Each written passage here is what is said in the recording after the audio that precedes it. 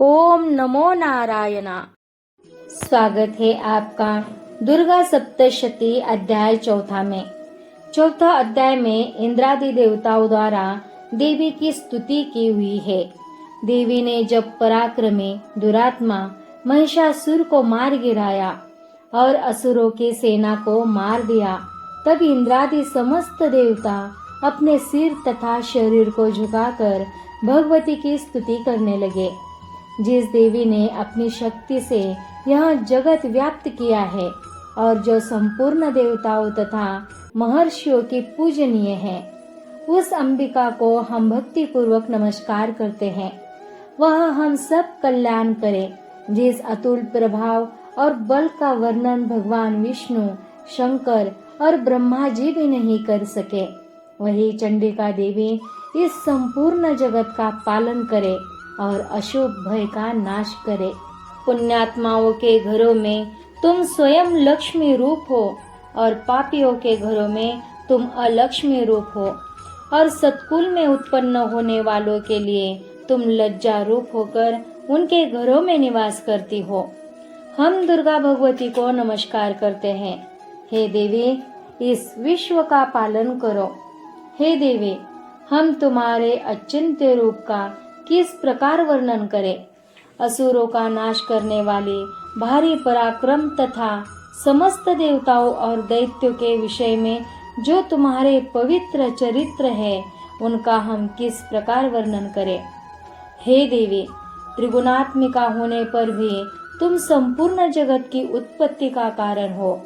हे देवी, भगवान विष्णु, शंकर आदि किसी भी देवता ने तुम्हारा पार नहीं पाया। तुम सबकी आश्रय हो। यह संपूर्ण जगत तुम्हारा ही अंश रूप है, क्योंकि तुम सबकी आदि भूत प्रकृति हो। हे देवी, तुम्हारे जिस नाम के उच्चारण से संपूर्ण यज्ञों में सब देवता तृप्ति लाभ करते हैं, वह स्वाहा तुम ही हो। इसके अतिरिक्त तुम पितरों की तृप्ति की कारण हो, इसलिए सब आपको स्वधा कहते हैं।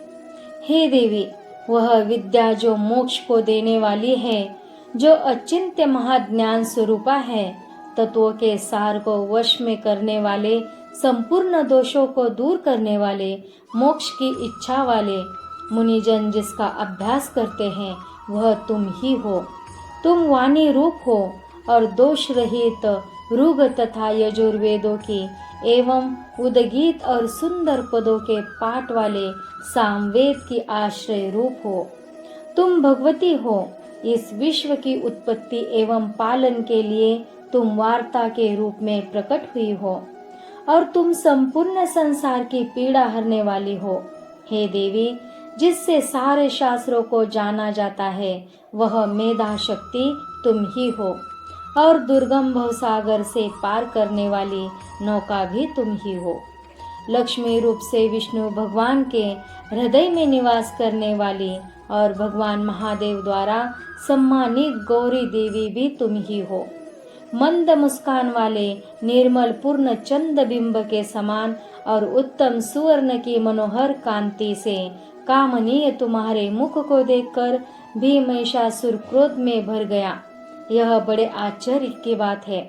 और हे देवी, तुम्हारा यही मुख जब क्रोध से भर गया तो उदय काल के चंद्रमा की भांति लाल हो गया और तनी हुई भौहें के कारण विकराल रूप हो गया। उसे देखकर भी महिषासुर के शीघ्र प्राण नहीं निकल गए। यह बड़े आश्चर्य की बात है। आपके कुपित मुख के दर्शन करके भला कौन जीवित रह सकता है। हे देवी, तुम हमारे कल्याण के लिए प्रसन्न हो। आपके प्रसन्न होने से इस जगत का अभ्युदय होता है, और जब आप क्रुद्ध हो जाती है तो इतने ही कुलों का सर्वनाश हो जाता है। यह हमने अभी अभी जाना है कि जब तुमने महिषासुर की बहुत बड़ी सेना को देखते देखते मार दिया है। हे देवी, सदा अभ्युदय प्रताप देने वाली तुम जिस पर प्रसन्न हो जाती हो, वही देश में सम्मानित होते हैं। उनके धन यश की वृद्धि होती है। उनका धर्म कभी शिथिल नहीं होता। और उनके यहाँ अधिक पुत्र पुत्रियां और नौकर होते हैं। हे देवी, तुम्हारी कृपा से ही धर्मात्मा पुरुष प्रतिदिन श्रद्धा पूर्वक यज्ञ करता है और धर्मानुकूल आचरण करता है और उसके प्रभाव से स्वर्गलोक में जाता है, क्योंकि तुम तीनों लोकों में मनवांचित फल देने वाली हो।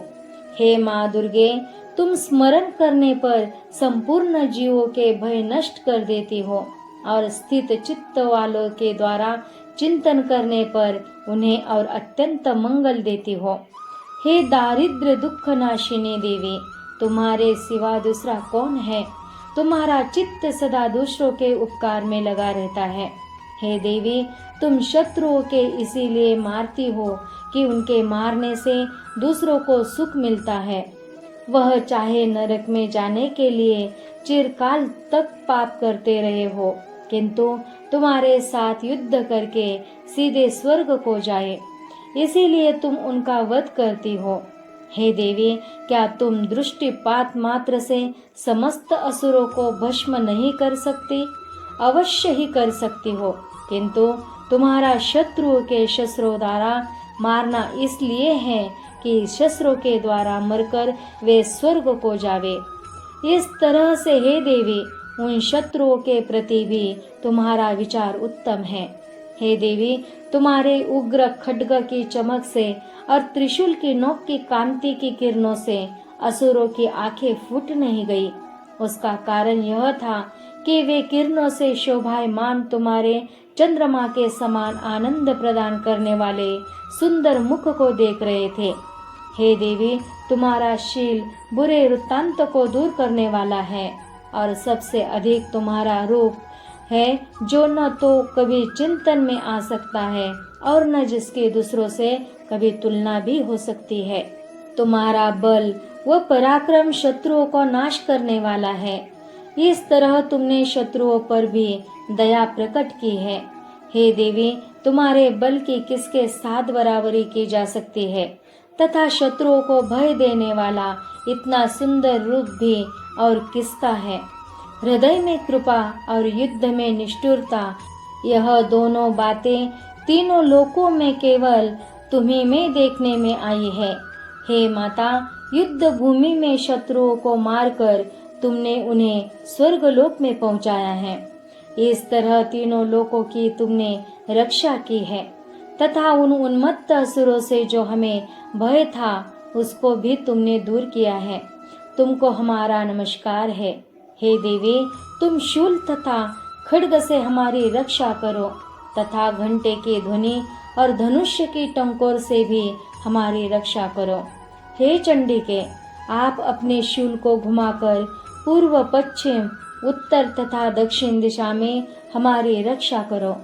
तीनों लोकों में जो तुम्हारे सौम्य रूप है तथा घोर रूप है, उनसे हमारी रक्षा करो तथा इस पृथ्वी की रक्षा करो। हे अंबिके, आपके कर पल्लों में जो खड्ग शूल और गदा आदि शस्त्र शोभा पा रहे हैं, उनसे हमारी रक्षा करो। महर्षि बोले कि इस प्रकार जब सब देवताओं ने जगत माता भगवती की स्तुति की और नंदनवन के पुष्पों तथा गंध अनुलेपों द्वारा उनका पूजन किया और फिर सबने मिलकर जब सुगंधित व दिव्य धूपों द्वारा उनको सुगंधि निवेदन किए, तब देवी ने प्रसन्न होकर कहा, हे देवताओं, तुम सब मुझसे मनवांचित वर मांगो। देवता बोले, हे भगवती, तुमने हमारा सब कुछ कार्य कर दिया। अब हमारे लिए कुछ भी मांगना बाकी नहीं रहा, क्योंकि तुमने हमारे शत्रुओं महिषासुर को मार डाला है। हे महेश्वरी, तुम इस पर भी यदि हमें कोई वर देना चाहती हो तो बस इतना वर दो कि जब जब हम आपका स्मरण करें तब तब आप हमारी विपत्तियों को हरण करने के लिए हमें दर्शन दिया करो। हे अंबिके, जो कोई भी तुम्हारी स्तुति करे, तुम उनको वित्त समृद्धि और वैभव देने के साथ ही उनके धन और श्री आदि संपत्ति बढ़ावे और सदा हम पर प्रसन्न रहे। महर्षि बोले, हे राजन, देवताओं ने जब जगत के लिए तथा अपने लिए इस प्रकार प्रश्न किया तो बस तथास्तु कहकर देवी अंतर्धान हो गई। हे भोग, जिस प्रकार तीनों लोकों का हित चाहने वाली यह भगवती देवताओं के शरीर से उत्पन्न हुई थी, वह सारा वृत्तांत मैंने तुझसे कह दिया है। और इसके पश्चात दुष्ट असुरों तथा शुंभ निशुंभ का वध करने और सब लोगों की रक्षा करने के लिए जिस प्रकार गौरी देवी के शरीर से उत्पन्न हुई थी, वह सारा वृत्तांत मैं यथावर्त वर्णन करता हूँ। श्री दुर्गा सप्तशती पाठ, अध्याय 4। दुर्गार्पणमस्तु। हरे शरणम। ओम नमो नारायण।